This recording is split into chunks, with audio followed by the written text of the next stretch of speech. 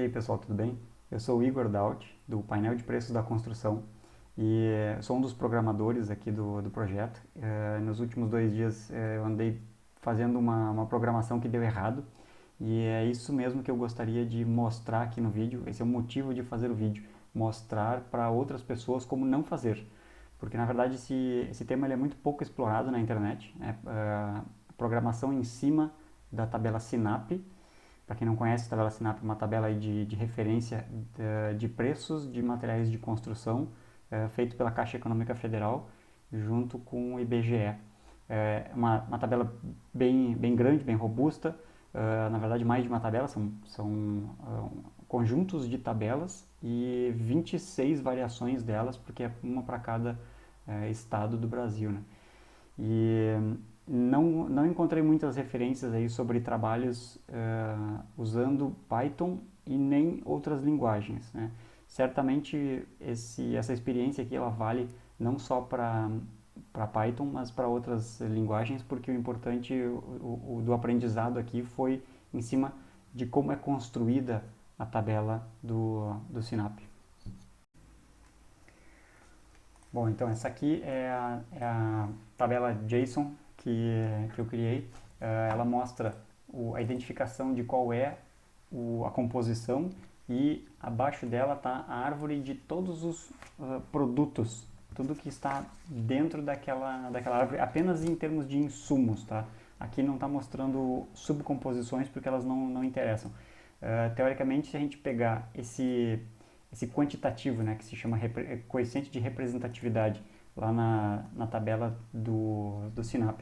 Se a gente multiplicar aqui, por exemplo, 1,228 vezes o preço, a gente vai saber quanto deste item que representa preço para essa composição.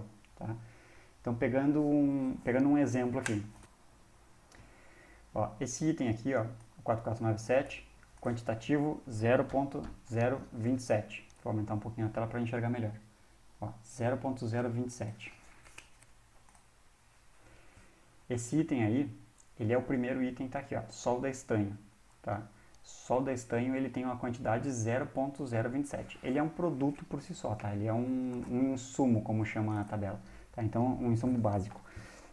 Então, se eu pegar 0.027 multiplicar por R$312, que é o preço daquele item neste mês, aí eu vou ter o quanto representa em custo a solda em cima da curva de cobre, certo? E aí, se a gente começar a pegar os itens que estão dentro das subcomposições, tá, a gente tem que multiplicar pela quantidade, coeficiente de representatividade daquela composição. Então, aqui, se eu pegar o auxiliar de encanador, eu tenho 0.614. Tá? Vou clicar nele para ver o que tem dentro. Aqui eu vou ter, por exemplo, o auxiliar de encanador ou bombeiro. Tá? Quantidade dele, 1 hora. Então, eu tenho que multiplicar aquele 0.614 por 1, que vai dar 0.614. Mas, cuidado que aqui eu tenho uma subcomposição, e eu sei que dentro dessa subcomposição eu tenho de novo esse insumo. E aí eu tenho um quantitativo de 1 hora, então vai ser 1 vezes 0.0146. Tá? Então isso aqui eu tenho que somar ao auxiliar de encanador. Quando eu somar, isso aqui vai dar 0.628, alguma coisa assim. E isso aí eu trago de volta para cá. Tá? Esse é o coeficiente de representatividade desse item SINAP aqui, 88248. Tá? Que lá na nossa tabela, aqui na nossa tabelinha do JSON, eu sei que ele está aqui, ó, esse item 836, que ele vai ter um quantitativo de 0.628599999. Tá? Bom, isso aqui teoricamente está correto, tá? Só que para fins de simplificação dos cálculos, o pessoal da Caixa e do IBGE resolveu não fazer uma matemática pura, tá? E os números são arredondados. Quando a gente olha aqui na tabela do SINAP mesmo, quando a gente olha aqui na tabela do SINAP, a gente pode perceber em todas as colunas, os valores eles são sempre com duas casas decimais, ou seja, é no centavo, mas não tem uma terceira ou mais casas decimais, são duas casas decimais apenas. Eu fui atrás desse número aqui para entender por que o número que eu calculei não estava certo e acabei descobrindo que eles são sempre truncados. Tá? Truncado o que significa? Ele é cortado. Esse número aqui, por exemplo, ele poderia ser 12,58 e um monte de número atrás dele. Tá? Ele não é arredondado. Se ele fosse assim 589999, ele corta no 8, tira todas as outras casas decimais. Ele corta ali, não arredonda, corta na segunda casa decimal. Tá? Isso aqui é bastante importante porque isso impede que a gente faça a matemática do jeito que estava fazendo. Eu não consigo simplesmente multiplicar o coeficiente de representatividade de uma composição, da sua subcomposição e assim por diante. Também não consigo truncar elas, tá? Porque eu posso acabar fazendo posso acabar truncando no lugar errado. Tá? A matemática ela vai ser muito aproximada, mas ela não vai dar certo. Tá? Então, como a gente está procurando aqui um número exato, igual a da tabela SINAP, a gente tem que fazer exatamente como eles fazem. Bom, eu vou falar um pouquinho aqui sobre como funciona a tabela SINAP, fui direto ao ponto, vamos voltar um pouquinho aqui então. Nós estamos trabalhando aqui com o exemplo da subcomposição 94615, tá? Então no Excel eu vou clicar, desculpa, essa aqui é a tabela SINAP Composições Analítico, tá? Estou usando aqui a versão Rio Grande do Sul 2021, mês 12, não desonerado, tá? Vou pular sobre o que significa cada uma dessas coisas assim, só para ter a referência aqui. No Excel, Ctrl L para fazer uma busca. Tá? E aí eu vou botar aqui o 94615 para buscar o nosso item. Tá? Eu sei que são muitas vezes que esse número aparece, então eu vou clicar aqui em localizar tudo. Tá? E aí ele vai encontrar até que não foi muita coisa. Então aqui eu sei que ela está na coluna G, tá? São esses aqui mesmo, vou clicar no primeiro, já localizou.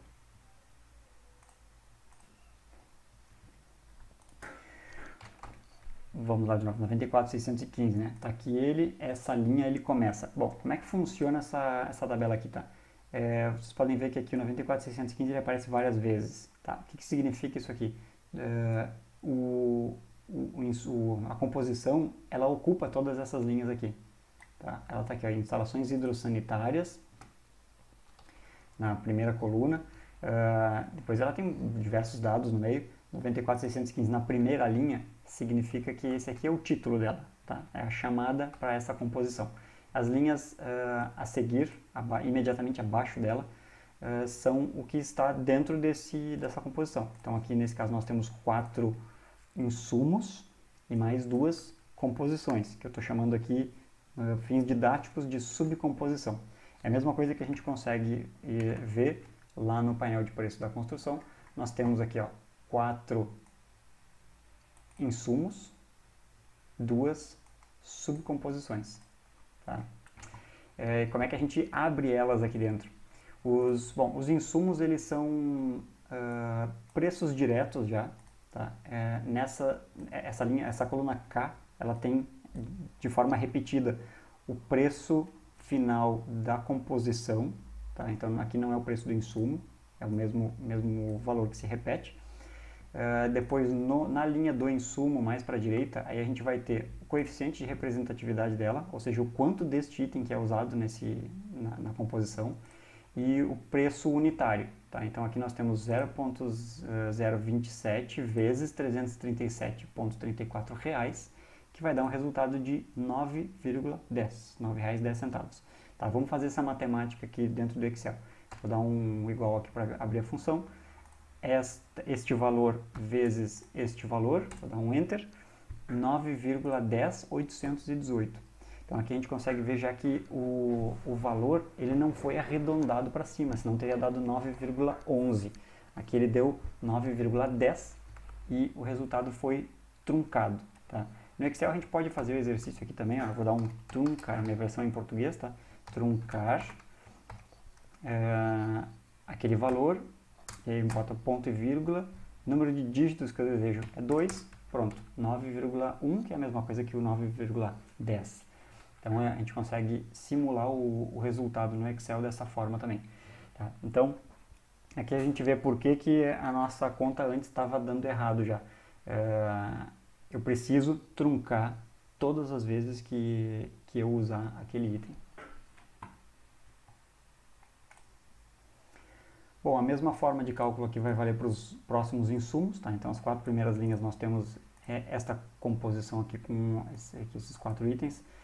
Selecionando os 4, vamos ver aqui a soma, não, ele não está dando a soma, mas se eu somar esses 4 aqui, nós vamos ter aqui converter em número, agora sim, soma R$ 143,54 é o que representa os insumos. Mas nós temos também valores referentes às subcomposições. Então aqui a gente tem uma subcomposição que é o auxiliar de encanador e outra que é o encanador. Tá? Então vou pegar aqui o encanador como exemplo.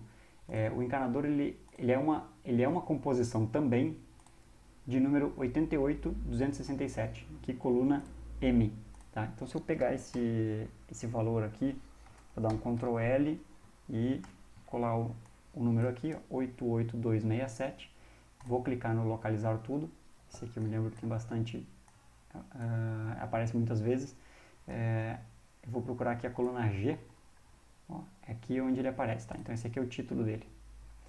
Tá, vou fechar aqui para conseguir enxergar melhor. Ele vai aparecer aqui, ó.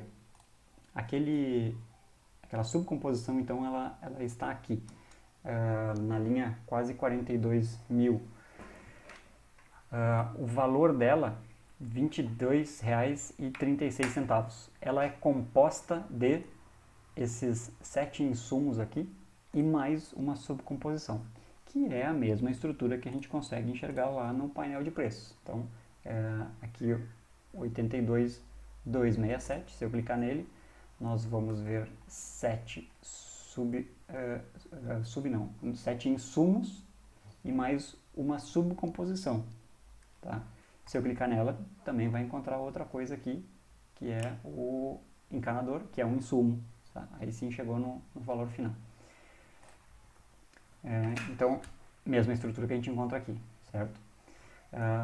Essa identificação aqui do insumo, ela pode ser buscada nesta planilha, o preço aparece aqui, e também pode ser buscada na planilha de insumos. Existe uma planilha do Sinap que é específica dos insumos, e essa é a planilha que varia os preços todos os meses para todos os estados. Tá? Então é bastante informação aí, a gente vê 26 estados já é uma quantidade bem elevada de dados para a gente tratar. Bom, aqui eu tenho o preço de cada uma delas e mais uma vez percebe-se que ela está truncada, tá? Sempre 2 casas decimais.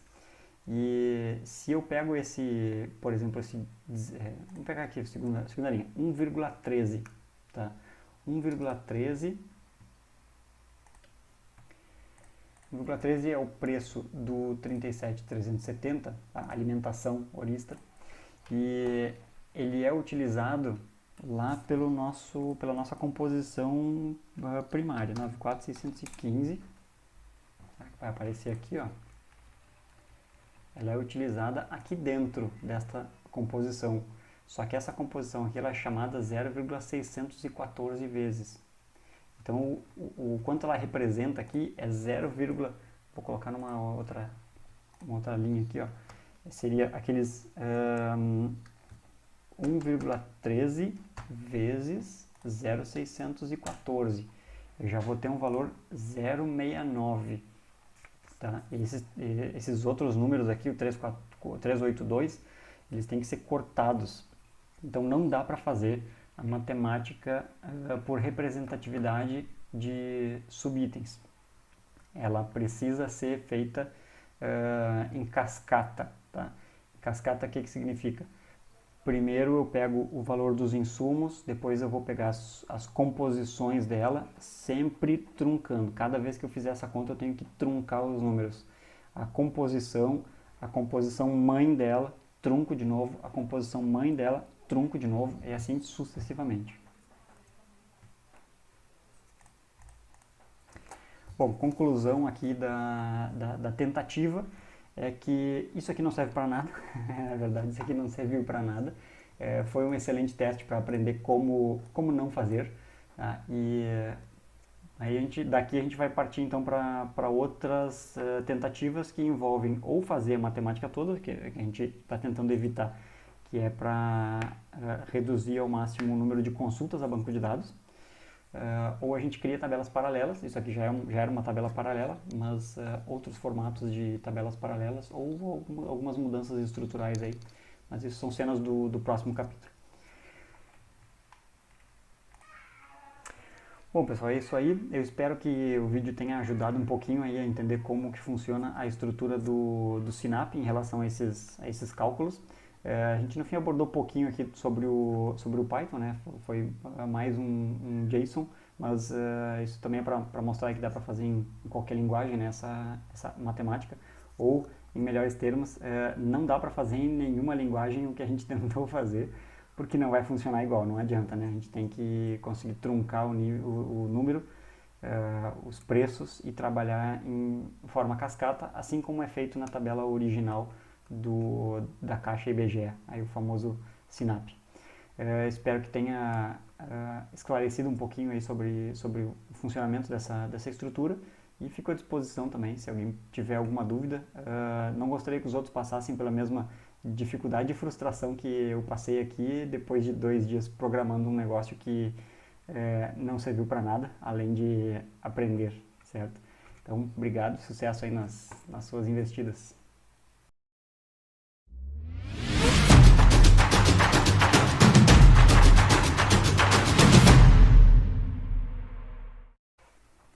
E aí, pessoal, tudo bem? Eu sou o Igor Daut, do painel de preços da construção, e sou um dos programadores aqui do projeto. Nos últimos 2 dias eu andei fazendo uma programação que deu errado, e é isso mesmo que eu gostaria de mostrar aqui no vídeo. Esse é o motivo de fazer o vídeo, mostrar para outras pessoas como não fazer. Porque na verdade esse tema ele é muito pouco explorado na internet, né? Programação em cima da tabela Sinap.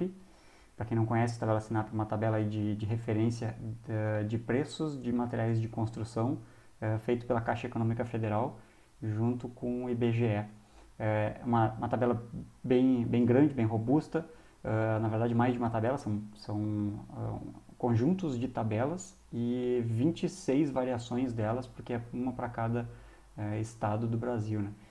E não encontrei muitas referências aí sobre trabalhos usando Python e nem outras linguagens, né?